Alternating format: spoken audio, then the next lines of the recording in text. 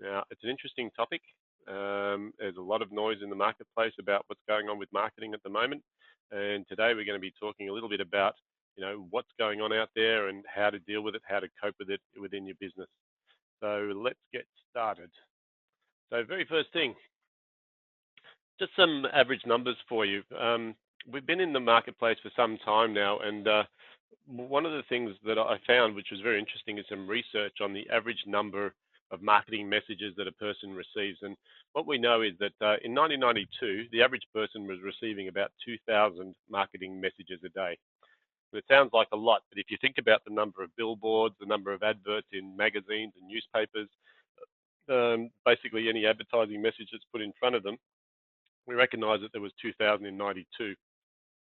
In 1993, that jumped up to 3,000 messages per day. Now, this all happened very early in the piece, so this is before the internet and social media really became strong. So people were used to receiving these sorts of messages through email, through SMS, through advertising, and they were just getting more and more.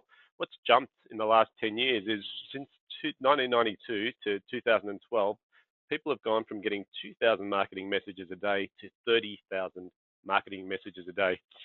Now, just think about what that means if you're a marketer and you used to do things like cold calling or you used to do things like advertising. Just by the sheer number of messages that are being pumped out every day, your value is diminished by, nearly 15 times. So we have to now do 15 times as much marketing to get the same result we would have 10 years ago.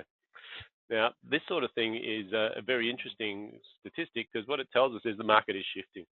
One of the big shifts in the market is this thing. It's called the World Wide Web.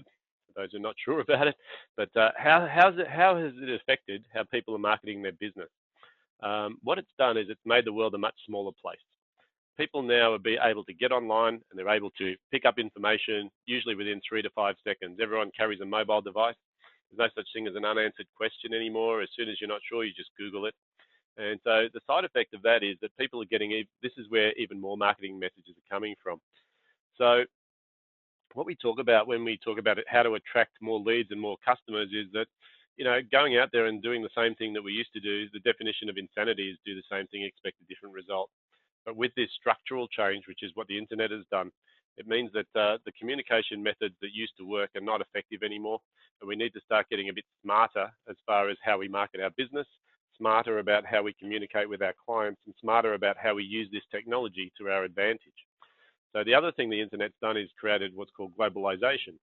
And what globalization means is that people are out there able to access resources from other countries that they never could access before. There's websites like Odesk or Elance where people can now go and get small jobs done for very low costs.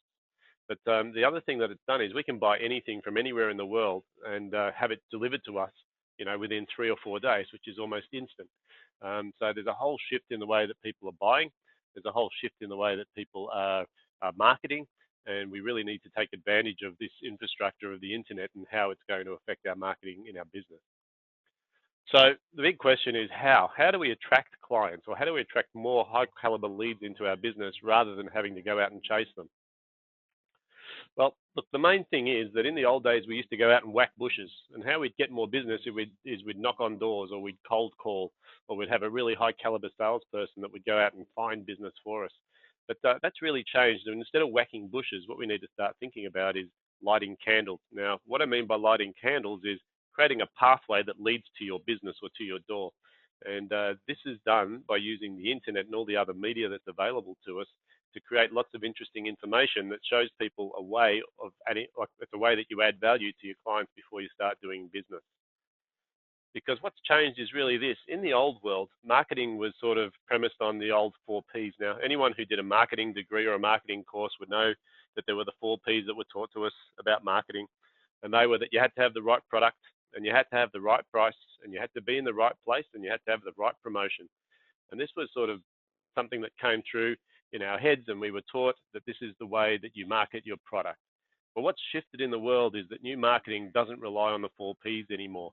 It now relies on what's called the 4Cs. And if we look at what the 4Cs are, first one is content. So you've heard it already. If you've got anything to do with internet marketing, you know that you've heard the words content is king. The content is really about providing that information because, as I said before, people are now using Google and using their mobile devices to access information about anything from anywhere at any time. So the only way that you're going to be seen is not by sending people emails and inundating them with spam. It's going to be by having valuable content. So when they search for something or information, it's there and it's available.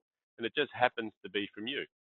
So content is really important. The second thing of the four C's is context. What's context all about? Well, the context is just about making sure you've got the right information at the right time.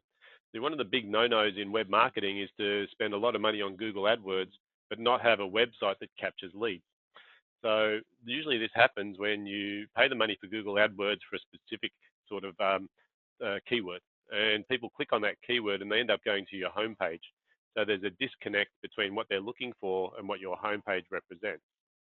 So the way to overcome this is to think about the context that the information is being presented in.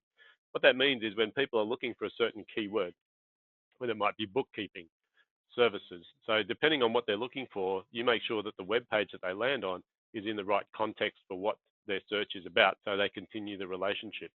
So content first and then the context, making sure it's in the right place. So that's like lining up those candles so they lead a pathway to your door. The third thing we talk about with the new marketing is connection. Now, these days more than ever, there's so many different ways you can connect with people. There's email, there's Twitter, there's Facebook, there's LinkedIn, there's mobile devices. There's so many different ways that people can communicate. And making sure that you've got a connection between you and your prospects as well as your customers, and building that connection over time and keeping the connection flowing is quite important. And the final one of the four C's is community. And what's community about? Well, it's pretty simple. One of the things that Facebook has actually done is it's revolutionized the way that we keep up with our friends. Because now we don't need to ask friends what's been going on in their lives. We usually know just by looking at their Facebook page. So actually now more than ever, people are more interested in what's going on within their own little communities. The difference is that it's now virtual as opposed to what it used to be, which is pretty much you have to meet up with people. So creating community within your organization is a great way to get your customers and your prospects to communicate with each other, to connect, and to actually feel like they belong to something. So that community is a really important aspect of how we market and how we attract more clients. So let's talk a bit about lead nurturing, because if we start lighting these candles and we start putting interesting information forward for our clients online, and even in free reports or any sort of information, it could be articles, what we need to do is once someone engages and gets that free report, that doesn't mean we can jump down their throat and start selling them things. What we need to do is we need to nurture that person or nurture that lead or that prospect over a period of time. Now, the nurturing system is so important because if we just assume someone's either going to buy or not, or we put them on a generic newsletter, we're going to lose that context or that relationship with them. The lead nurturing is about making sure that we've got ways of accommodating that relationship as that relationship grows. So here's a couple of facts for you. So if you go out and cold call and knock on doors, what we find is statistically 3% of people out there are looking for your product right now. And this is the statistics from cold calling. So we know that if we call 100 people, we're probably going to get 3 sales out of that, roughly, more or less 3%. If I'm in a room full of people and I'm announcing that I have a particular product on offer, it might be that I sell real estate. Who's in the market for real estate? Probably 3% of the room will put their hand up at that point in time. So we know that 3% are buying right now, and we use our usual process to sign up those people. The big issue is what happens with the other 97% of people that are sitting in the room. Because typically, most businesses don't have a system in place to nurture those people through the process. So let's look at the rest of the statistics here. See, there's another 7% of the people that you'll talk to on any particular day that may not be in the market buying right now, but they're open to it. Now, traditionally, these people are known as prospects. And a prospect is someone that says, look, I am interested, and let me hear what you've got to say. Now, most businesses do cater for this because they have some sort of newsletter or some sort of sales process that they can use to keep these people in the pipeline. So we're still only dealing with 10% of the people that we're going to meet, the leads, the inquiries that we're going to get. So what happens to the other 90%? Well, let's have a look at those. The next big chunk is 30%. And 30% of people that you will meet in a networking event or the people that you will meet in any sort of event are really not thinking about your product or service right now. Now, that doesn't mean they're not interested. It just means that they're not thinking about it. So here's where it's really important to have some valuable content, because what valuable content does, it opens a door. Once people start reading interesting information about either your business, or more importantly, about the services that you provide, or even more importantly than that, about the value that you can add to their lives, then it opens the door from not thinking about it to open to it to buying now. So we need to make sure that part of our content system for marketing is going to open the door for those people not thinking about it. The next 30% is even more interesting because they actually don't think they're interested at all. And this is where a corporate brochure or a product brochure is just not going to work, because they look at it and go, nah, not interested. Now, it doesn't mean that they're not going to get any benefit or value from your product. What it means is that at this point in time, they've either had a bad experience, or they've basically just bought one, or they just don't think they're interested. Now, it doesn't discard a lead, because what it means is that right at this point in time, there's a fair bit more work to do to bring this person across the line. Now, in traditional marketing methods, before we had internet and automation, this would take a lot of sales effort, which meant it was expensive. Now, the problem with having something expensive is that it's not a great investment to be doing things when we don't know what the result of doing that is going to be. So what we're really trying to do here is open a door through content creation, once again, and through context, to get these people that don't think they're interested and appeal to their needs and desires rather than just pushing product. The last 30% is really where we probably got a lot of time wasters, if you want to call them that, which is people that know they're not interested. Now, these people are great because they basically auto-eliminate. They say to us, you know what, we've looked at your product, we've tried your product, we know your company, and we know we're not interested. So if you look at these numbers, the interesting part of this is that what it tells me is that 70% of the marketplace should be in your funnel. So 70% of your target market should be somewhere in your marketing system or sales process. And the only way you can possibly do that is by having lots and lots of content and lots of different candles lit that actually guide the path to your door. Now, it is a bit of effort to do this, but it's something that pays off in droves, because when we start getting the right level of content out there for different sort of stages of interest, and we automate it, it's one of those things where we're very leveraged, because the definition of leverage is do the work once, get paid forever. So what we're really looking to do here is create a system, a systematic way of getting people who may have some interest in not only our product, but maybe just the benefits that our product can give them, and put them into some sort of marketing funnel and start to really work those people through this nurture process so that they become either more and more interested, or they just stay at a level. Now, if it's an automated system, it doesn't take a lot of effort. Once it's up and running, it's just an effort to get it started. So that's what's called the lead nurturing system. So what do we do within this lead nurturing system? Let's talk a bit about the process. So it sort of works pretty simply. The very first thing that people need to do is they need to know that you exist. Now, for people to know you exist, there's lots of different ways to do that. It's normally known as lead generation. Now, a lot of the businesses that I've worked with in the past, lead generation was about getting highly qualified leads. And the reason behind getting highly qualified leads was because we didn't want to waste the salespeople's time. Now, what's changed these days is we can create that automation once again to take a low quality lead and not waste any time on them, but put them through a process that actually helps them self-qualify. So the major objective of marketing is to get people to know about you. Now, social media is brilliant for this because we can get onto Facebook, we can get onto YouTube, we can get onto Twitter, and we can just start putting content out there so people start to hear our name. We can do email, we can do things like keynote presenting. So there's so many different ways that we can generate these leads. But the objective here is to just get the name out there so that people know about you. You can do this through strategic partners as well. So once people get to know who you are and they go and check you out on your website, the next big challenge is to get people to like you. Now, getting people to like you is it's really simple. All you need to do is add value to their lives. So if you can demonstrate a way of adding value, whether it's just information or whether it's a conversation or whether it's a workshop or whatever it might be for your business, the trick is to come up with several different ways that you can add value to someone's life and make their life easier, because then people will move very quickly from no to like. Now, the other important part about like is if people like what you do, there is a tendency to want to share it with other people. So the like stage is quite important, but it still hasn't generated any cash flow for us. So people knowing and liking us can just keep us really busy, but we really haven't got to a stage where we're doing any business yet. When we start doing business, it's usually held back by one thing, and that's called trust. Now, trust is very underrated in marketing because what's happening these days is there's nowhere to hide. The internet is very small and people can find out all about you. If you want to do something interesting, get out there and put your own name into Google and see what comes up, because there'll be positive stuff and there can even be negative stuff. So trust is one of these things that used to be, we used to get away with telling people what we wanted them to know. These days, there's no hiding from anybody. So how do we build trust with people? Well, once we know them and we like them, we use things like information to um, get people to like us. But the way we get people to trust us is by getting some transactions happening.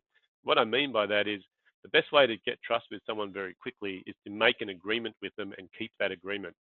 Because by doing that, by making and keeping small agreements, you start building a relationship. And it might not have any financial attachment to it. So it might be that you promise to send someone an email. The key is to send that email as promised.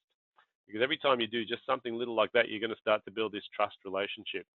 And in this world of being inundated with marketing messages and getting 30,000 messages a day, people are craving connection with people they can trust because there's just so much going on. So building this trust is quite important. Now, what happens is after we go through trust, the next thing we need to do is engage. Now, a lot of businesses do this quite well, but some businesses don't have a try or a trial offer, is what I'll call it. And what I mean by that is think of how you can engage a customer or a prospect and get them to check you out. Now, it might be that it's a free consultation. It might even be that you do a very cheap initial job for someone. But the trick is to engage them in the commercial part of the business here, because they might trust you, but if there's no actual connection where they're actually transacting with you, it's really still not commercial. It's only at try that we get our first chance to prove ourselves commercially. So once people know who we are, once they start to like us and sort of think that our content is of value, the next thing that we work on is trust. And trust is about making and keeping agreements with people so that they feel like that you're someone they can do business with. Now, trust can be built by a couple of different ways, making and keeping small agreements. The other thing to do is to build a network of people who know you, who refer you. The other thing we can do here is use testimonial marketing as a way of showing some social proof that we're a trustworthy person, because people will do the research and they can find out more about you than you think they can. And so we want to make sure that everything they're finding out is congruent with your story. Once we get them to the try stage, all of a sudden we move into next gear. Now, the next gear is that when the minute someone is willing to try your service, if they come to your restaurant for the first time, if they want to give you a go at doing some sort of consulting service, one of the keys here is to make sure that we impress the pants off them. Many years ago, before I started coaching, I was working with a fellow by the name of David Shane. He ran a company called Dimension Data, still exists. But he built this company from scratch, and within 12 years from starting, he sold the business for 320 million. And when I asked him what was his secret to success, because as I started my coaching business, I was having a chat with him and I said, tell me, so I'm starting this business, what's the secret to success? He said, David, it's pretty easy. All you need to do is find one customer. And when you find that one customer, all you need to do is impress the pants off them and make sure that they're so impressed by your service, they can't help talking about you. So really, when we get that opportunity to work with someone for the first time, we need to have laser focus on making sure that we're giving them everything they need so that they give us a try. Because once they've tried us, then the cash will start to flow and they will buy from us. And once we get a client to be buying from us, then we need to move into that next gear, which is making sure they're coming back for more. Because the facts are that it costs 6 times more to get a new customer than it does to get an old customer to come back. But I meet so many people and all they're thinking about is, I need more leads, I need more leads, I need more leads. And it's not true. What they actually need to do is really focus on lifetime value of their client and making sure that the client's not only buying, but they're buying over and over again. So one of the critical numbers here in business is, what is the lifetime value of a client? How much are they going to spend with you in a lifetime? Now, there's a couple of side effects to this. See, working in this area is really just about making sure that we're providing excellent customer service, because the longer a customer stays with us and repeat buys from us, the more likely they are to tell other people the story and move into the next stage, which is about referring. Now, this is a formula that we use to build businesses, and it's a formula that we use to build marketing campaigns. And it's becoming more important now than ever to work in those bottom 3 levels, which is know, like, and trust.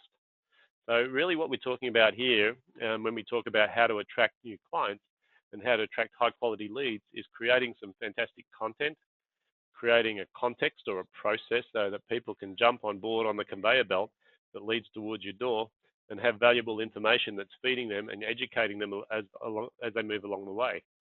Because by doing this, we're going to start to get better and higher quality leads through an automated process. Now, what I would suggest you need to think about in this area is you need to think about how I can systemize this. These days, it's a lot easier than it used to be.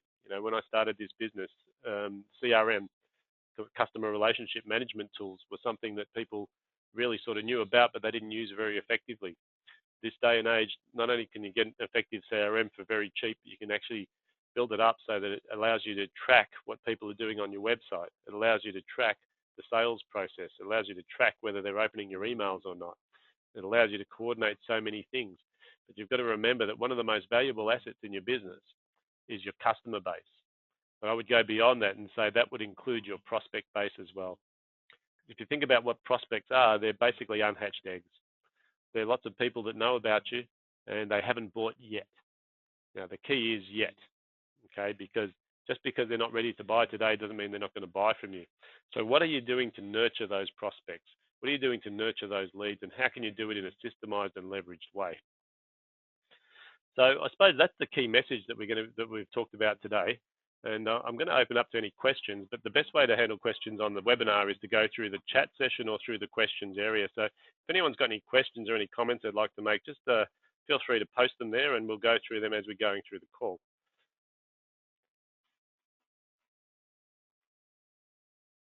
Now, I just wanted to talk a little bit more about how we sort of build these relationships, because how do people get to know us? See, one of the key things here is that there's so many different ways, like social media, and there's other more powerful ways. Remember when I talked about the 4 C's, we talked about community? See, one of the things that we're doing here, and it's so important to our business, is to build a network.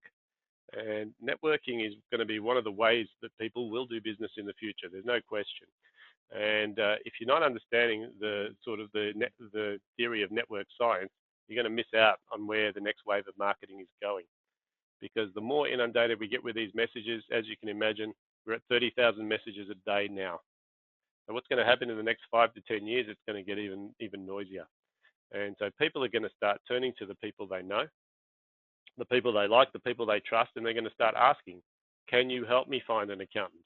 Can you help me find someone who can mow my lawn? Do you have someone who does this? So this word of mouth marketing is going to become stronger than ever. And it's only because with so many marketing messages, how can I tell who's doing a good job? So one of the things we're really going to be looking out for here is how do we build the network and how do we maintain contact with that network? So the know, like, trust process within creating this funnel doesn't only apply to customers, it also applies to network partners. So start thinking. I mean, I'm going to give you some homework out of today's session. The very first thing I want you to start thinking about is who else services your target market? Now, what I mean by that is if I looked at your client's checkbook or if I looked at their bank statement, who are they writing the checks to? Who are they paying on a monthly basis? Because whoever else is servicing that market is also a potential partner that you can work with as well. Now, rather than just chasing clients directly, how about you start communicating with those people and building a network? Because if you've got people that you're doing business with that could go to them and vice versa, you've now got the opportunity to create some great connections. And with those great connections, people will get to know you. Now, doing that and just going straight for a sale is not going to build any trust. So this whole know, like, trust process that we've talked about is about making sure that you have got those funnels or those valuable pieces of content that you can actually use as part of getting people to in the door or getting people to know a bit about you. So really what you need to do is not only start identifying the list of partners that you can work with, you need to start defining what the content is that I can create, that I can give away. And it doesn't need to be the intellectual property of your business. It needs to be something that is of value to your prospect. It needs to be information that helps them. It can be things like tip sheets. It can be things like white papers. It can be things like articles that show them what's going on in the market. It could be market trends. Any information that you can provide to a prospect that makes their life easier and educates them of the benefit of your product without selling your product, that's the way to do it. Because one of the things about using social media is people who teach social media marketing will tell you don't sell directly online. because selling directly online is only going to cause people to defriend you. So what you've got to do is you've actually got to add value to their lives, and that's why people are starting to move towards, the 10 biggest tips to have a successful wedding, the 10 best ways to improve your performance when you're running. Those sorts of tip sheets are very valuable as far as lighting those candles, leading a pathway to your door. So it's a very simple message. It's a very important message. What I will tell you is there's two types of change in the world. There's structural change and there's cyclic change. Now, what's going on with the economy right now? Cyclic. We have slow economic times. We have fast economic times. What's happening with the share market is cyclic. What's happening with the property market is cyclic.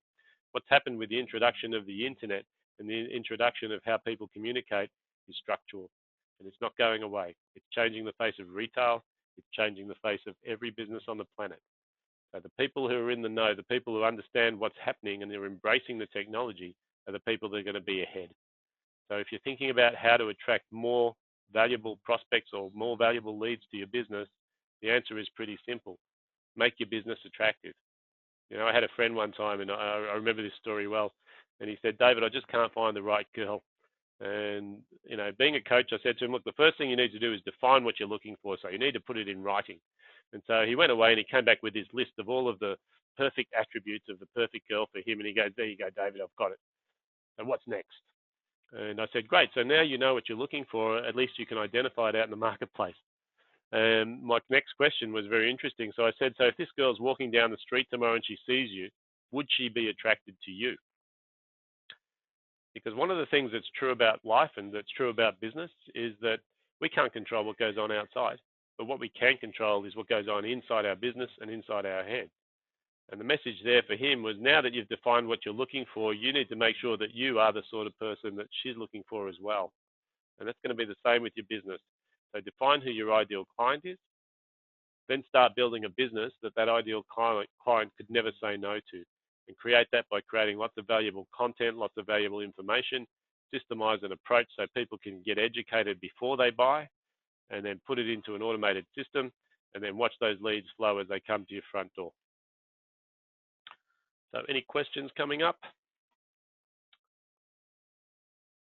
No questions right at this point. Great, I must have answered it all.